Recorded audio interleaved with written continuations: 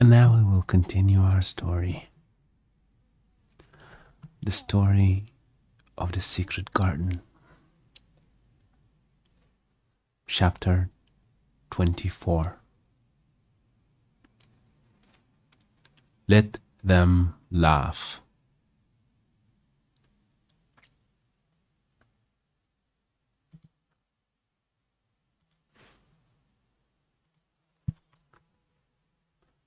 The secret garden was not the only one Dickon worked in. Round the cottage on the moor there was a piece of ground enclosed by a low wall of rough stones.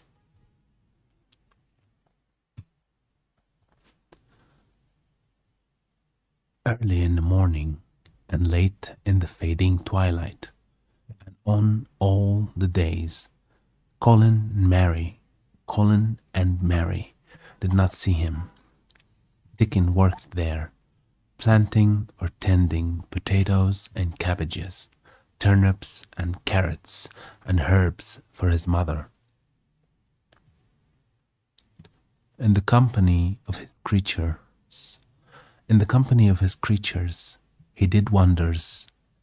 He did wonders there, and was never tired of doing them.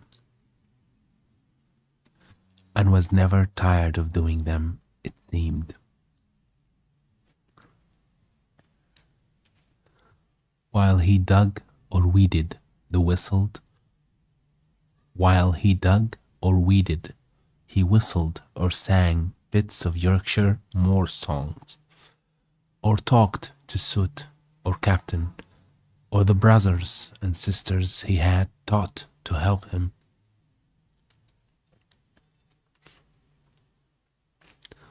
We'd never get on as comfortable as we do, Mrs. Sowerby said. It wasn't for Dickon's garden. Anything will grow for him.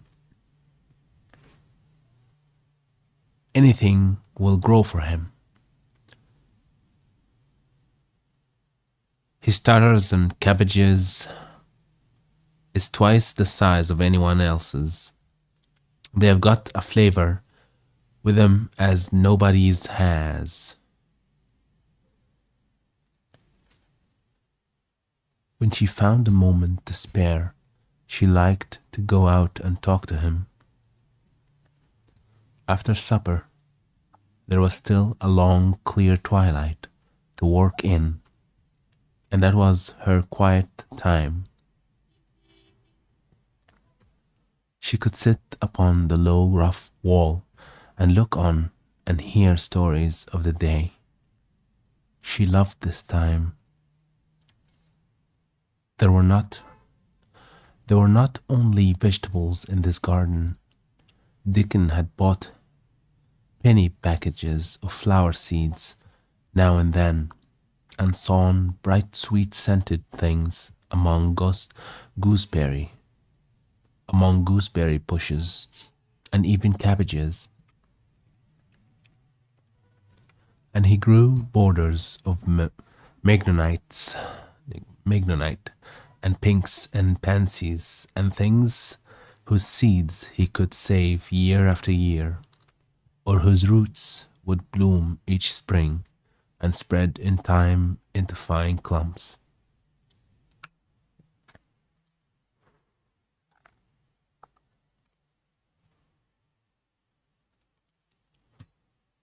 The low wall was one of the prettiest things in Yorkshire, because he had tucked moorland foxglove.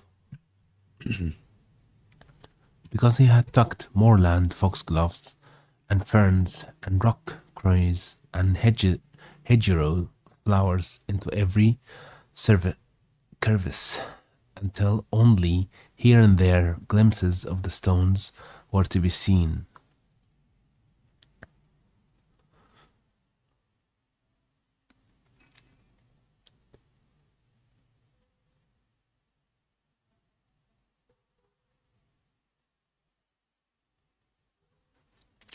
All the chaps got to do to make 'em thrive, mother, he would say, is to be friends with them, I'm for sure. and is to be friends with them for sure. They are just like the creatures. If they are thirsty, give 'em a drink, and if they are hungry, give 'em a bit of food. They want to live same as we do. If they died, I should feel as if I'd been a bad lad and somehow treated them heartless. It was in these twilight hours that Mrs. Sowerby heard of all that happened at Misselthwaite Manor. At first, she was only told that Mr. Colin had taken a fancy to going out into the grounds with Miss Mary, and that it was doing him good.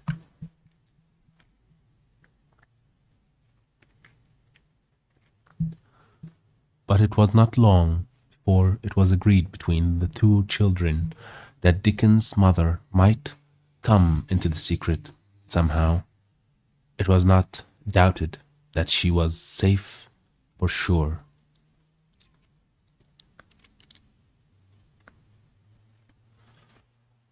So one beautiful still evening, Dickens told the whole story with all the thrilling details of the buried key and the robin and the grey haze, which had seemed like deadness, and the secret Mistress Mary had planned never to reveal.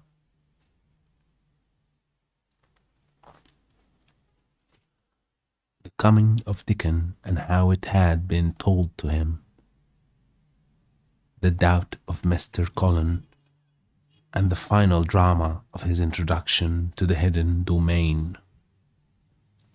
Combined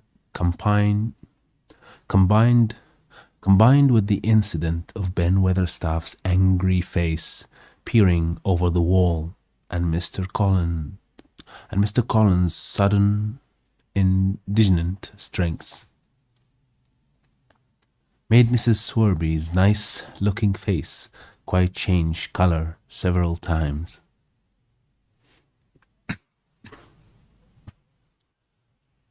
"My word," she said, "it was a good thing that little lass came to the manor. It's been the making of her and the saving of him. Standing on his feet, and us all thinking he was a poor half-witted lad with not a straight bone in him." She asked a great many questions, and her blue eyes were full of deep thinking. "What do they make of it at the manor? Him being so well and cheerful, and never complaining?" she inquired. "They don't know what to make of it," answered Dickon. "Every day as comes round his face looks different. It's filling out and doesn't look so sharp, and the waxy colour is going. But he has to do his bit of complaining with a highly entertained grin." "What for, if mercy's names?" asked Mrs. Sowerby. Dickon chuckled. "He does it to keep them from guessing what's happened. If the doctor knew he'd found out he could stand on his feet, he'd likely write and tell Mr. Craven, Mr. Collins saving the secret to tell himself. He's going to practice his magic on his legs every day till his father comes back, and then he's going to march into his room and show him he's as straight as other lads. But him and Miss Mary thinks it's best plan to do a bit of groaning and fretting now and then to throw folk off the scent."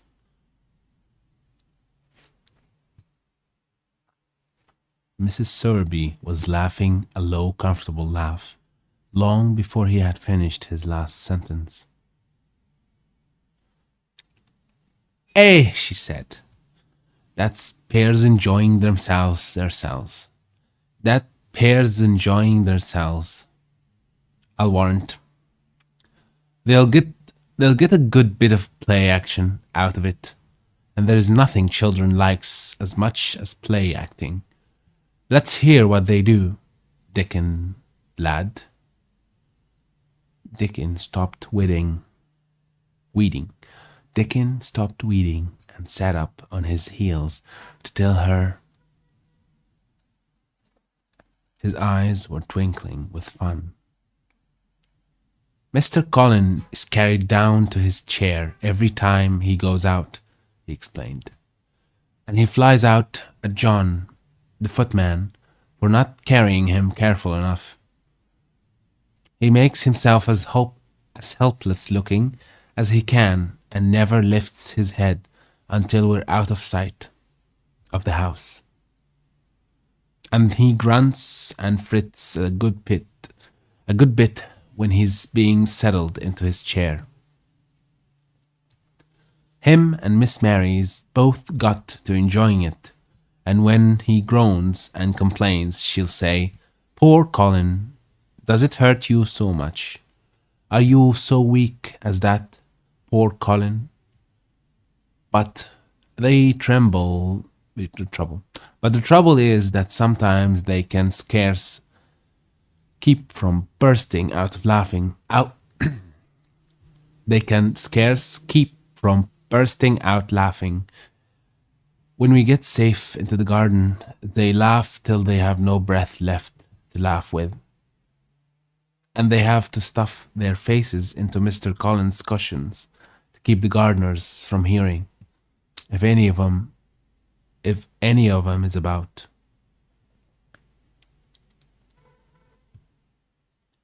The more they laugh, the better for 'em, said Mrs. Sowerby, still laughing herself. Good healthy child, laughing's better than pills any day of the year. That pair'll plump up for sure.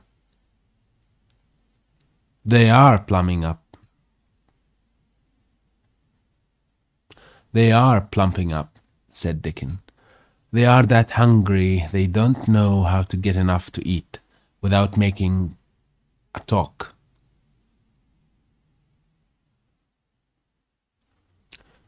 Mr. Colin says if he keeps sending for more food, they won't believe he's an invalid at all.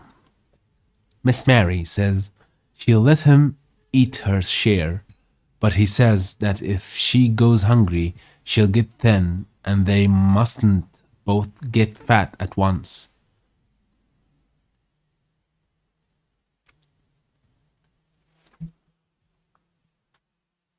Mrs. Sowerby laughed so heartily at the revelation of this difficulty that she quite rocked backward and forward in her blue cloak, and Dickon laughed with her.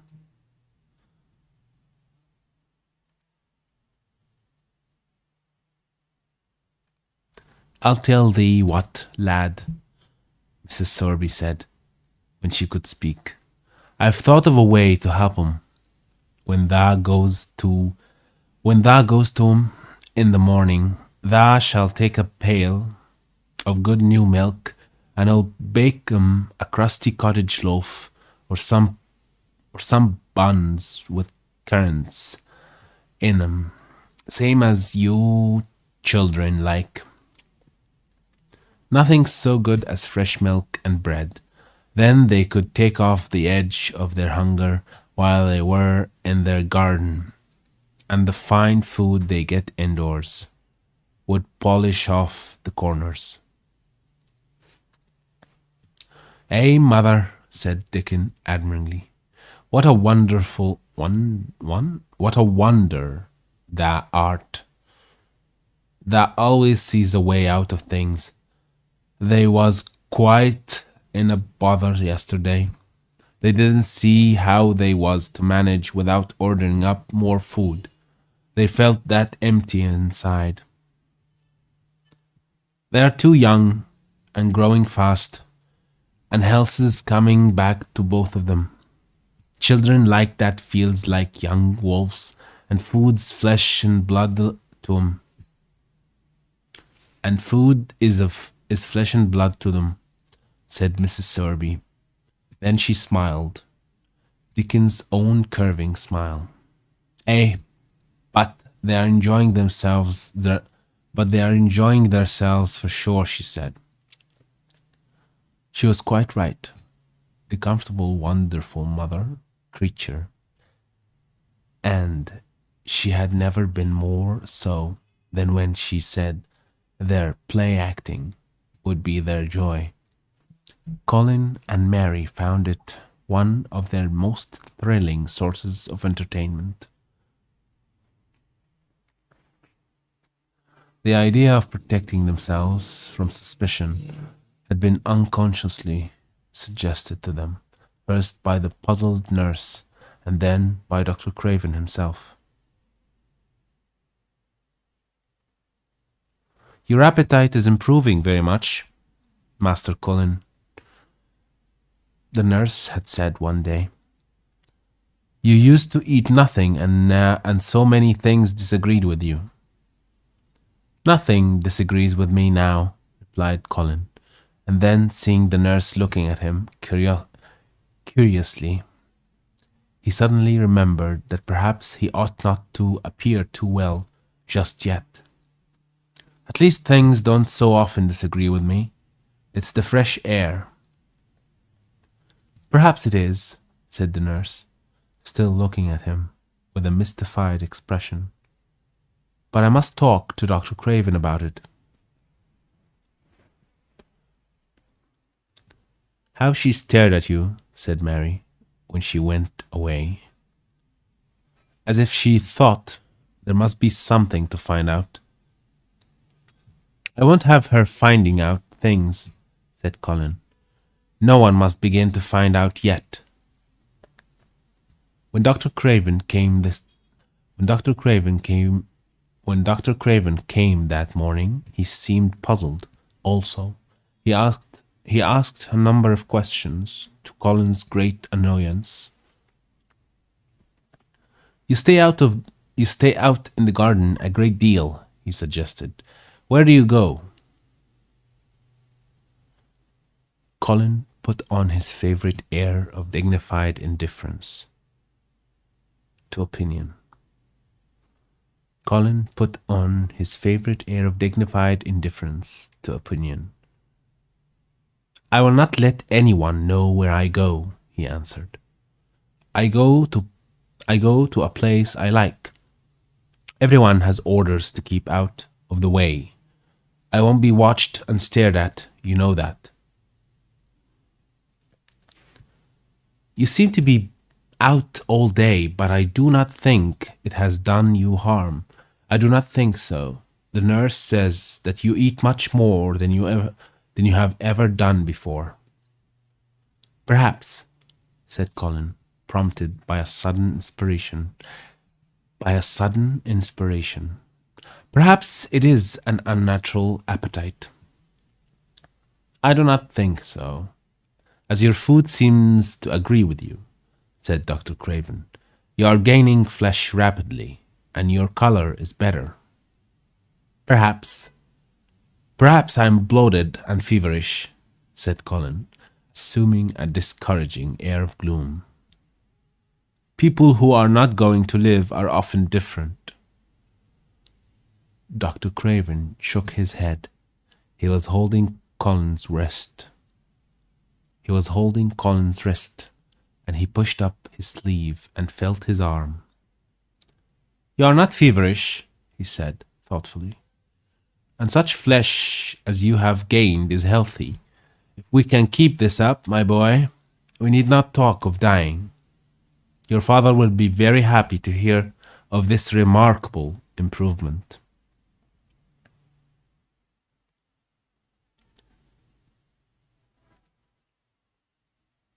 I won't have him told, Colin broke forth fiercely. It will only disappoint him if I get worse again, and I may get worse this very night. I might have a raging fever, I feel as if I might be beginning to have one now. I won't have letters written to my father. I won't. I won't. You are making me angry, and you know that is bad for me. I feel hot already. I hate being written about and being talked over so as much as I hate being stared at. Hush, my boy, Dr. Craven soothed him. Nothing shall be written without your permission. You are too sensitive about things. You must not undo the good which has been done. He said no more about writing to Mr. Craven, and when he saw the nurse, he privately warned her that such a possibility must not be mentioned to the patient. The boy is extraordinarily better, he said. His advance seems almost abnormal, but of course he is doing now of his own free will what we could not make him do before. Still, he excites himself very easily, and nothing must be said to irritate him. Mary and Colin were much alarmed and talked together anxiously. From this time dated their plan of play action. I may be obliged to have a tantrum, said Colin, regretfully. I don't want to have one, and I'm not miserable enough now to work myself into a big one. Perhaps I couldn't have one at all. That lump doesn't come in my throat now, and I keep thinking of nice things instead of horrible ones. But if they talk about writing to my father, I shall have to do something. He made up his mind to eat less, but unfortunately it was not possible to carry out this brilliant idea when he was wakened each morning with an amazing appetite. And the table near his sofa was set with a breakfast of homemade bread and fresh butter, snow-white eggs, raspberry jam, and clotted cream. Mary always breakfasted with him, and when they found themselves at the table, particularly if there were delicate slices of sizzling ham, sending forth tempting odors from under a hot silver cover, they would look into each other's eyes in desperation. I think we shall have to eat it all this morning, Mary. Colin always ended by saying, we can send away some of the lunch and a great deal of the dinner. But they never found they could send away anything, and the highly polished condition of the empty plates returned to the pantry awakened much comment.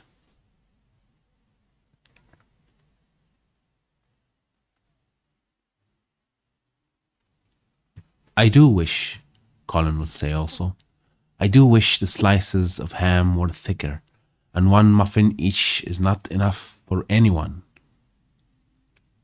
It's enough for a person who is going to die, answered Mary, when first she heard this.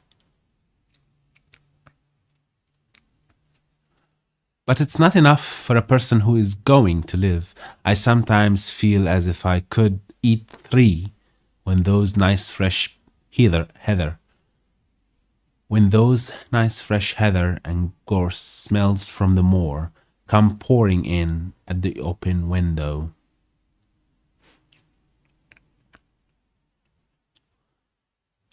The morning with Dickon, the morning that Dickon, after they had been enjoying themselves in the garden for about 2 hours, went behind a big rose bush and brought forth 2 tin pails and revealed that one was full of rich new milk with cream on the top of it, and that the other held cottage-made currant puns, and that the other held cottage-made currant puns folded in a clean blue and white napkin. Currant puns. Puns? Let's see what this is. Oh. Currant puns. Right. Puns so carefully tucked in that they were still hot. There was a riot of surprised joyfulness. Joyfulness. What a wonderful thing for Mrs. Sorby to think of. What a kind, clever woman she must be. How good the puns were, and what delicious fresh milk. Magic is in her just as it is in Dickon, said Colin. It makes her think of ways to do things, nice things. She's a magic person. Tell her we are grateful, Dickon, extremely grateful. He was given to using rather grown-up phrases at times. He enjoyed them. He liked this so much that he improved upon it. Tell her she has been most punctuous and our gratitude is extreme. And then, forgetting his grandeur, he fell to and stuffed himself with buns and drank milk out of the pail in copious draughts, in the manner of any hungry little boy who had been taking unusual exercise and breathing in moorland air, and whose breakfast was more than 2 hours behind him. This was the beginning of many agreeable incidents of the same kind. They actually awoke to the fact that as Mrs. Sowerby had 14 people to provide food for, she might not have enough to satisfy 2 extra appetites every day. So they asked her to let them send some of their shillings to buy things.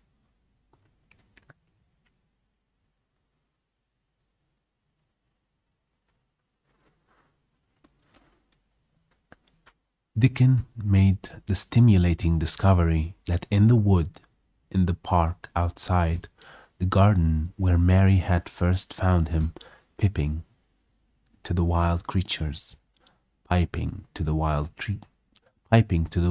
creatures, there was a deep little hollow where you could build a sort of tiny oven with stones and roast potatoes and eggs in it. Roasted eggs were a previously unknown luxury, and very hot potatoes with salt and fresh butter in them were fit for a woodland king. Besides being deliciously satisfying, you could buy both potatoes and eggs and eat as many as you liked without feeling as if you were taking food out of the mouths of 14 people.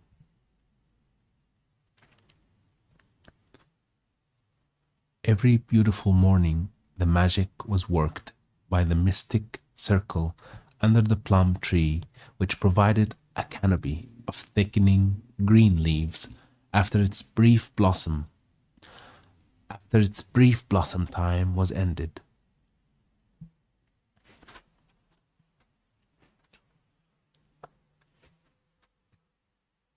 After the ceremony, Colin always took his walking exercise, and throughout the day he exercised his newly found power at intervals. Each day he grew stronger and could walk more steadily and cover more ground. And each day his belief in the magic grew stronger, as well it might. And each day his belief in the magic grew stronger, as well it might. He tried one experiment after another as he felt himself gaining strength, and it was Dickon who showed him the best things of all.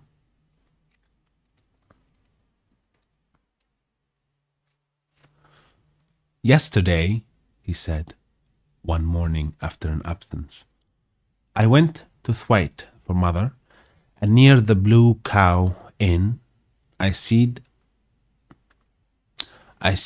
Bob Worth. He's the strongest chap on the moor. He's a champion wrestler, and he can jump higher than any other chap and throw the hammer farther. He's gone all the way to Scotland for the sports some years. He's nude. He's nude me for ever since I was a little younging, and he's a friendly sort of, and I asked him. Oh, come on. And I asked him some questions. The gentry calls him an athlete, and I thought of the Mr. Colin, and I says, how did thou make the muscle stick out that way, Bob? Did thou do anything extra to make vessel so strong?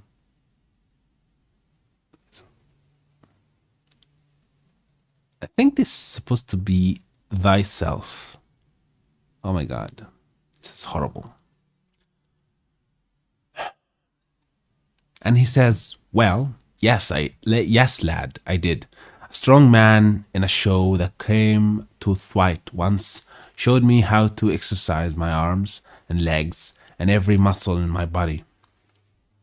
And I says, could a delicate chap make himself stronger with them, Bob? And he laughed and says, aren't they the delicate chap?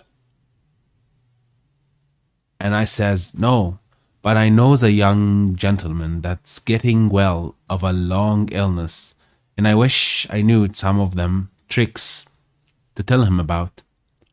I didn't say no names, and he didn't ask none. He's friendly, same as I said, and he stood up and showed me good-natured like. And I imitated what he did till I knowed it by heart. Colin had been listening excitedly. Can you show me? He cried. Will you? Aye, to be sure, Dickon answered, getting up. But he says thou mustn't do 'em gentle at first. But he says thou must do them gentle at first, and be careful not to tire thyself. Rest in between times and take deep breaths, and don't overdo. I'll be careful, said Colin. Show me, Dickon. You are the most magic boy in the world. Dickon stood up on the grass and slowly went through a carefully practical but simple series of muscle exercises.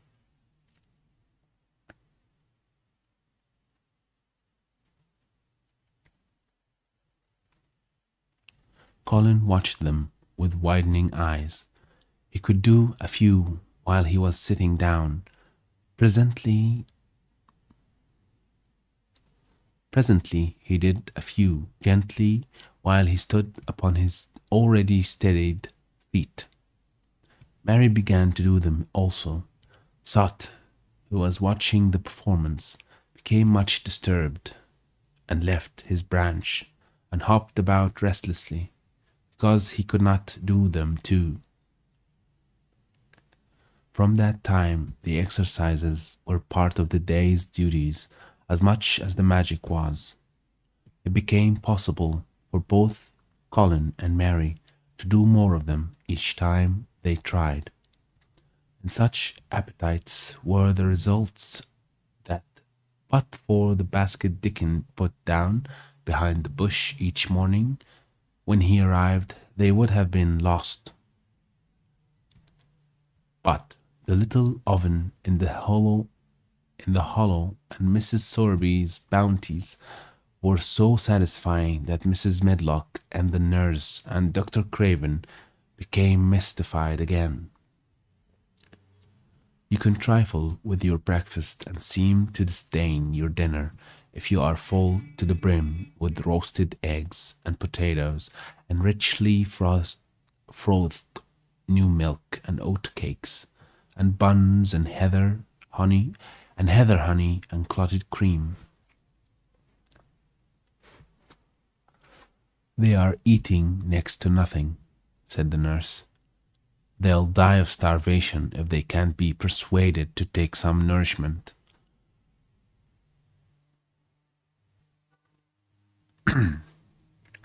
They are eating next to nothing, said the nurse. They'll die of starvation if they can't be persuaded to take some nourishment. And yet, see how they look. Look, exclaimed Mrs. Medlock indignantly. I am moithered to death with them. Moithered? What is this supposed to mean?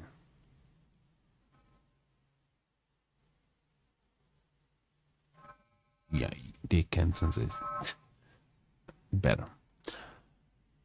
They are a pair of young Satans, bursting their jackets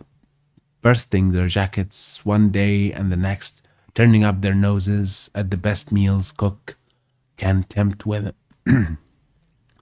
turning up their noses at the best meals cook can tempt them with. Not a mouthful of that lovely young fowl and bread sauce did they sit a fork into yesterday. And the poor woman fair invented a pudding for them. And back it sent. She almost cried. She's afraid she'll be blamed if they starve themselves into their graves. What is this?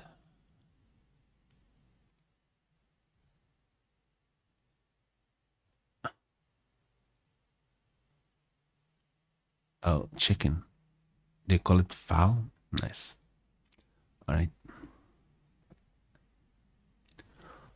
Dr. Craven came and looked at Colin long and carefully.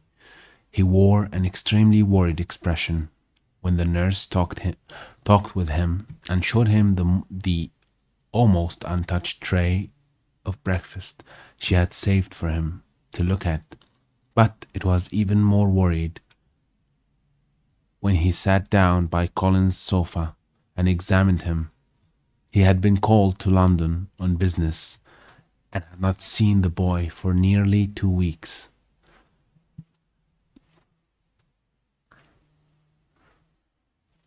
When young things begin to gain health, they gain it rapidly.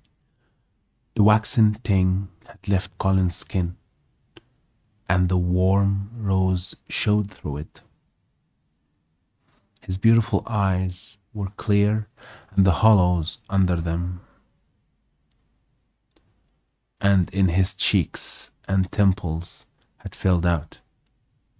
His once dark, heavy locks had begun to look as if they sprang healthily from his forehead and were soft and warm with life. His lips were fuller and of normal color. In fact, as an imitation of a boy who was a confirmed invalid, he was a disgraceful sight. Dr. Craven held his chin in his hand and thought him over. "I'm sorry to hear that you do not eat anything," he said. That will not do.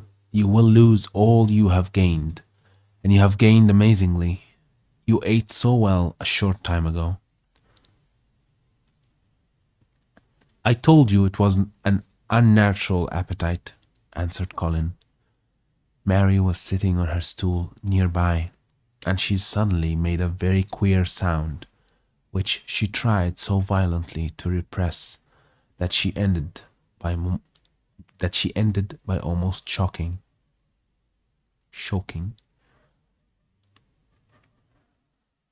What is the matter? Said Dr. Craven, turning to look at her.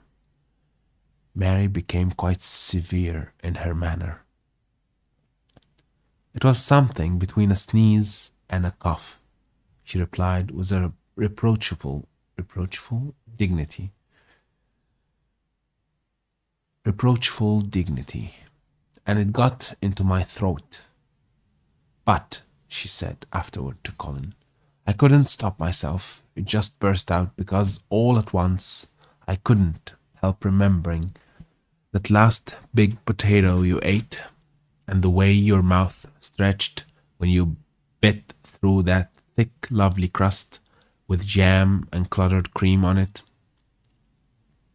Is there any way in which those children can get food secretly? Dr. Craven inquired of Mrs. Medlock. There is no way unless they dig it out of the earth or pick it off the trees, Mrs. Medlock answered. They stay out in the grounds all day and see no one but each other.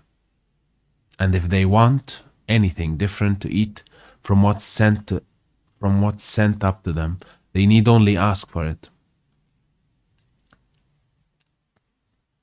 Well, said Dr. Craven, so long as going without food agrees with them, we need not disturb ourselves. The boy is a new creature. So is the girl, said Mrs. Medlock. She's begun to be downright pretty since she filled out and lost her ugly little sour look. Her hair's grown thick and healthy. Her hair grows thick and healthy looking, and she's got a bright color. The glummest, ill-natured little thing she used to be, and now her and Master Colin laugh together like a pair of crazy young ones. Perhaps they're growing fat on that. Perhaps they are, said Dr. Craven. Let them laugh.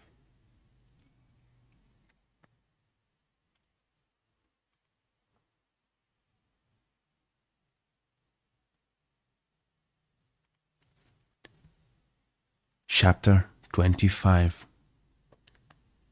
The Curtain.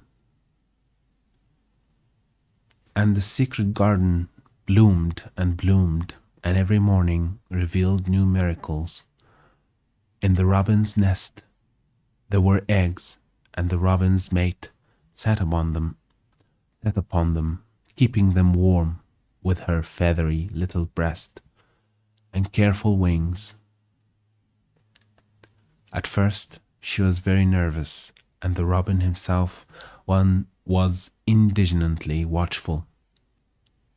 Even Dickon did not go near the close-grown corner in those days, but waited until, by the quiet working of some mysterious spell, he seemed to have conveyed to the soul of the little pair that in the garden there was nothing which was not quite like themselves, nothing which did not understand the wonderfulness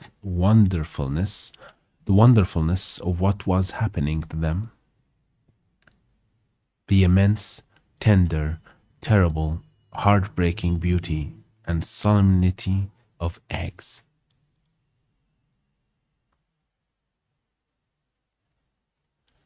If there had been one person in that garden who had not known through all his or her innermost being that if an egg were taken away or hurt, the whole world would whirl round and crash through space and come to an end. If there had been even one who did not feel it and act accordingly, there could have been no happiness even in that golden springtime air. But they all knew, but they all knew it and felt it, and the robin and his mate knew they knew it.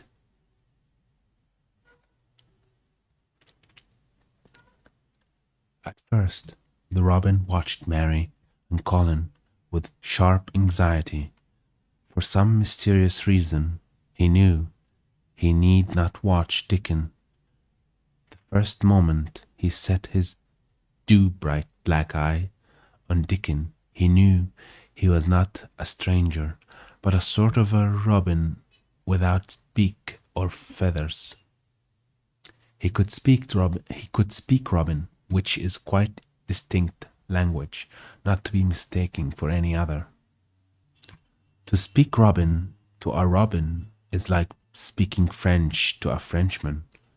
Dickon always spoke it to the Robin himself, so the queer gibberish he used when he spoke to the humans did not matter in the least.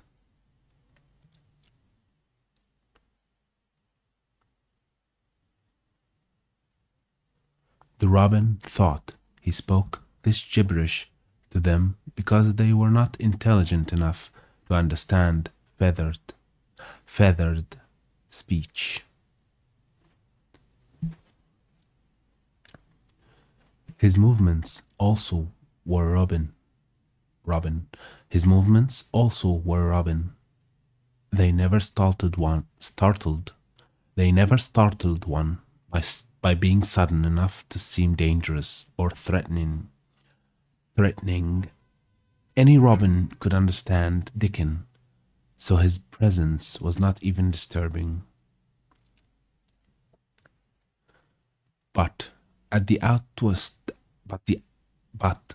outset, it seemed necessary to be on guard against the other two. In the first place, the boy creature did not come into the garden on his legs.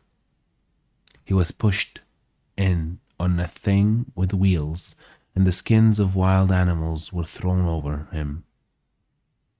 That in itself was doubtful. Then, when he began to stand up and move about, he did it in a queer, unaccustomed way, and the others seemed to have to help him. The robin used to secrete himself in a bush.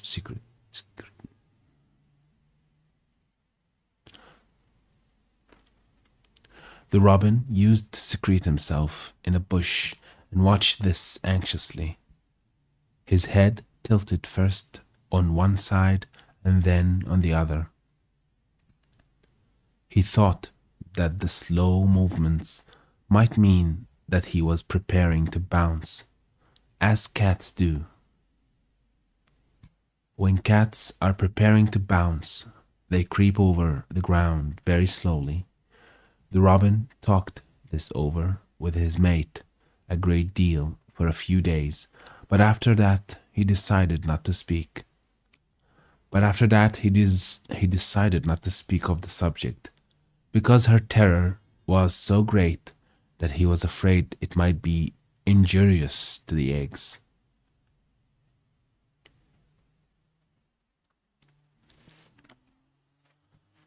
When the boy began to walk by himself and even to move more quickly, it was an immense relief. But for a long time, or it seemed a long time to the robin, he was a source of some anxiety. He did not act as the other humans did.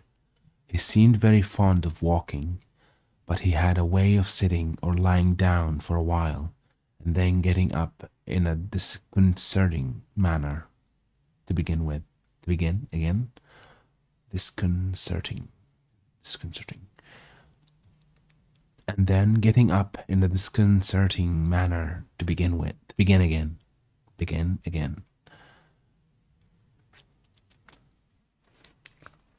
One day, the robin remembered that when he himself had been made to learn to fly by his parents, he had done much the same sort of thing.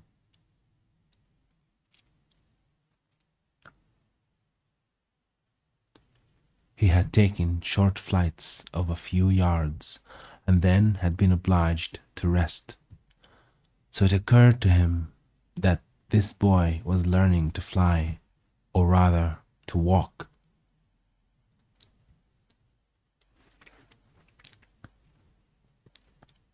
He mentioned this to his mate, and when he told her that the eggs would probably conduct themselves in the same way after they were fledged, she was quite comforted and even became eagerly interested and derived great pleasure from watching the boy over the edge of her nest. Though she always thought that the eggs would be much cleverer and learn more quickly.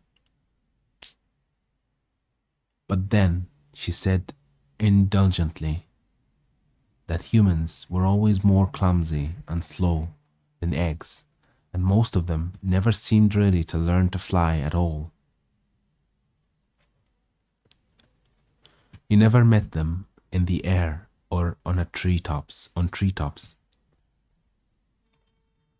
After a while, the boy began to move.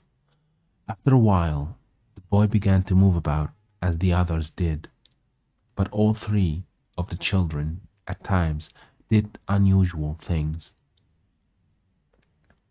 They would stand under the trees and move their arms and legs and heads about in a way which was neither walking nor running nor sitting down. They went through these movements at intervals every day, and the robin was never able to explain to his mate what they were doing or trying to do.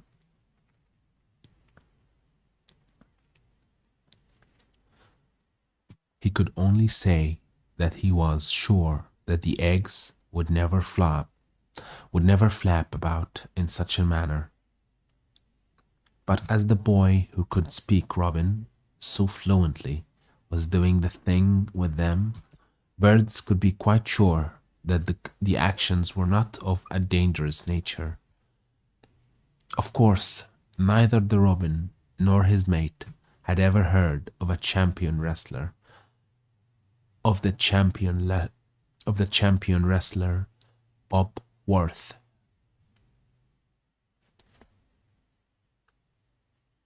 Bob Howarth, and his exercises for making the muscles stand out like lumps.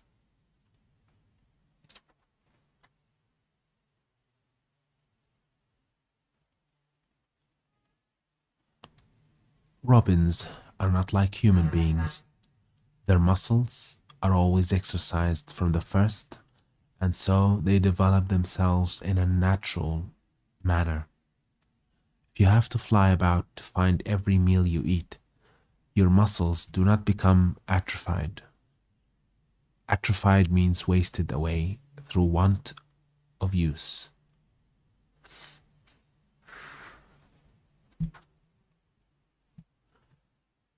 When the boy was walking and running about and digging and weeding like the others, the nest in the corner was brooded over by a great peace and content.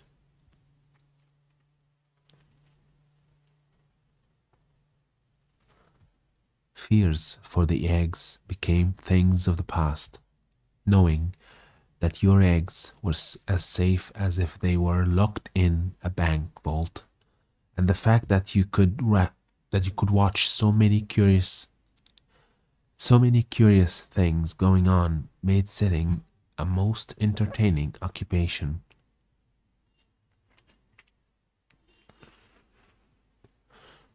On wet days, the egg's mother sometimes felt even a little dull because the children did not come into the garden. But even on wet days, it could not be said that Mary and Colin were dull. One morning, when the rain streamed down unceasingly, and Colin was beginning to feel a little restive, as he was obliged to remain on his sofa, because it was not safe to get up and walk about. Mary had an inspiration.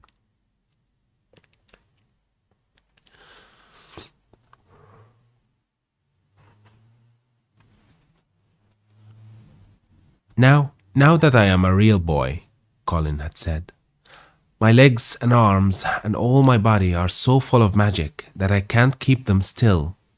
They want to be doing things all the time. Do you know that when I waken in the morning, Mary, when it's quite early and the birds are just shouting outside and everything seems just shouting for joy, even the trees and things we can't really hear, I feel as if I must jump out of the bed and shout myself. And if I did it, just think what would happen. Mary giggled. Mary giggled inordinately. Inordinately. What this means? Let's see. Inordinately. All right. The nurse would come running and Mrs. Medlock would come running and they would be sure you had gone crazy and they would send for the doctor, she said. Colin giggled himself. He could see how they would all look how horrified by his outbreak and how amazed to see him standing upright. I wish my father would come home, he said. I want to tell him myself. I'm always thinking about it. But we couldn't go on like this much longer. I can't stand lying still and pretending.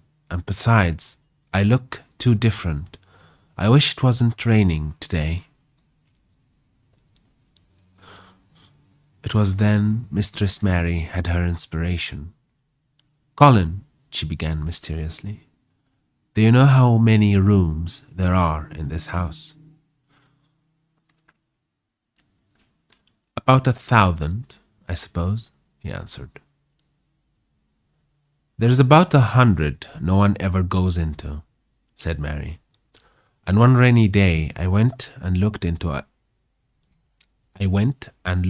ever so many of them.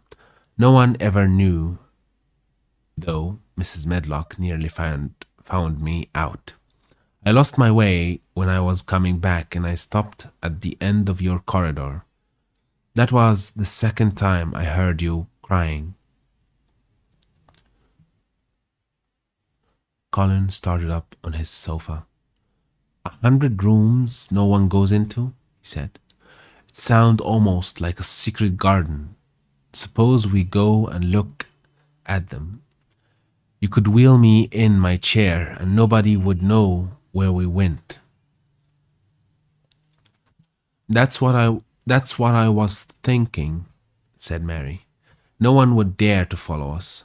There are galleries where you could run. We could do our exercises. There is a little Indian room where there is a cabinet full of ivory elephants. There are all sorts of rooms. Ring the bell, said Colin. When the nurse came in, he gave his orders. I want my chair, he said. Miss Mary and I are going to look at the part of the house which is not used. John can push me as far as the picture gallery, because there are some stairs. Then he must go away and leave us alone until I send for him again.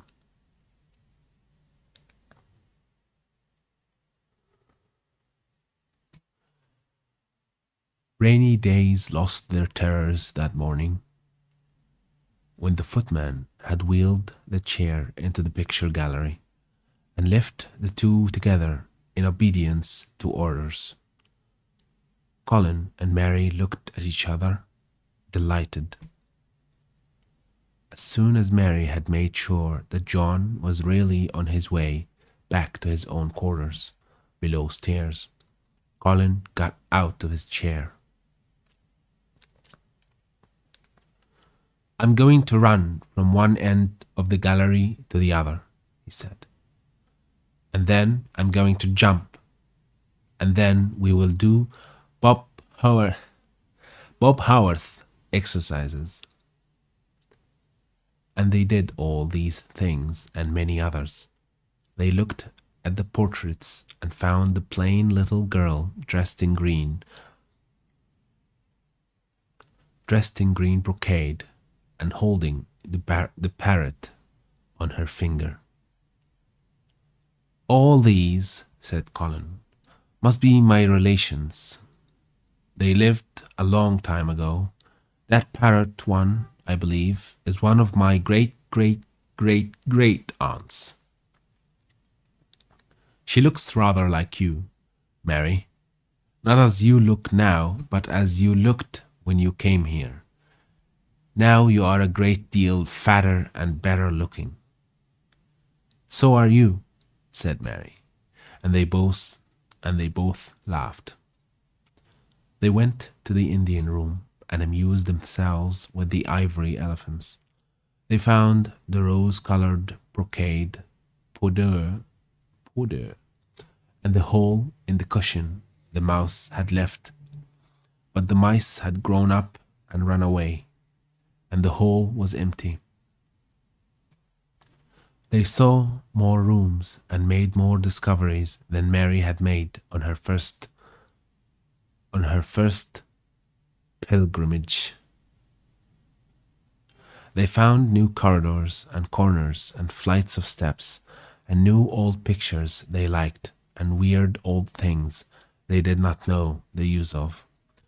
It was a curiously entertaining morning, and the feeling of wandering about in the same house with other people, but at the same time feeling as if one were miles away from them, was a fascinating thing. I'm glad we came, Colin said. I never knew I lived in such a big, queer old place. I like it. We will ramble about every rainy day. We shall always be finding new queer corners and things. That morning they had found, among other things, such good appetites that when they returned to Colin's room, it was not possible to send the luncheon away untouched. Luncheon. Interesting.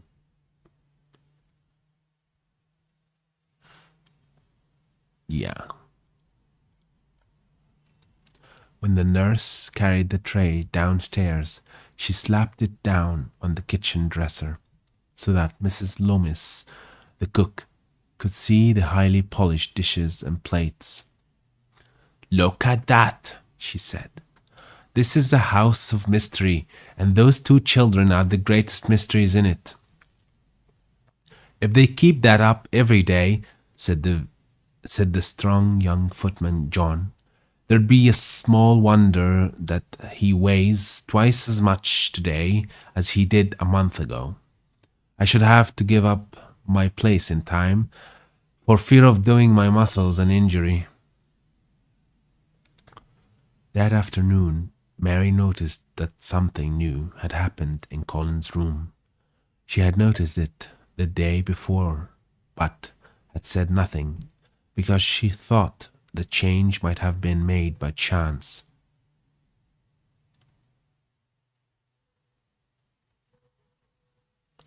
She said nothing today, but she sat and looked fixedly at the picture over the mantel. She could look at it because the curtain had been drawn aside. That was the change she noticed. I know what you want me to tell you, said Colin, after she had stared for a few minutes. I always know when you want me to tell you something. You are wondering why the curtain is drawn back. I'm going to keep it like that. Why? Asked Mary. Because it doesn't make me angry anymore to see her laughing.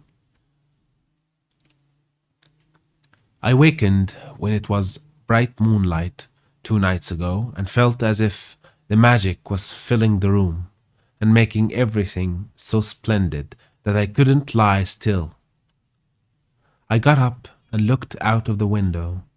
The room was quite light, and there was a patch of moonlight on the curtain,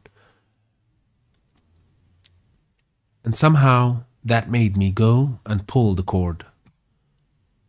She looked right down at me as if she were laughing, because she was glad I was standing there. It made me like to look at her. I want to see her laughing like that all the time. I think she must have been a sort of magic person, perhaps.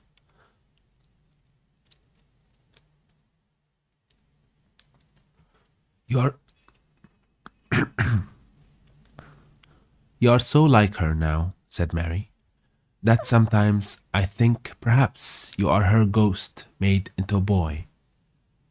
That idea seemed to impress Colin. He thought it over and then answered her slowly. If I were her ghost, my father would be fond of me, he said. Do you want him to be fond of you? Inquired Mary. I used to hate it, because he was not fond of me. If he grew fond of me, I think I should tell him about the magic.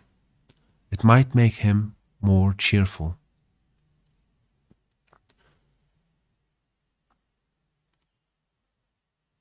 And that will be all for today, and I will see you in the next one.